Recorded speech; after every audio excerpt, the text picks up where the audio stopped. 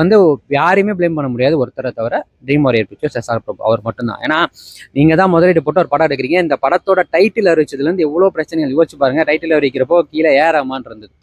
அதுக்குள்ளே ஏகப்பட்ட விஷயங்கள் மாற்றினீங்க. அதுக்கப்புறம் சாயபனேக்கர் உள்ள வந்தார். அதுக்கப்புறம் ஷூட்டிங் கொஞ்சம் கொஞ்சம் அங்கங்கே நின்று ஒரு வழியாக படம் முடிஞ்சு டீசர் ரிலீஸ் ஆகிறப்போ சூர்யாவோட பர்த்டே சிறப்பு நல்லா இருந்தது. டீசர் நல்லா இருந்தது. ஏதோ ஒரு கமர்ஷியல் எலமெண்ட்ல பயங்கரமாக மறுபடியும் சூர்யா சார் ஒரு வில்லேஜில் ஒரு வித்தியாசமான கேரக்டர் அப்படின்னா அந்த பிளாக் அண்ட் ஒயிட் ஷேட்லாம் சூப்பராக இருந்தார்.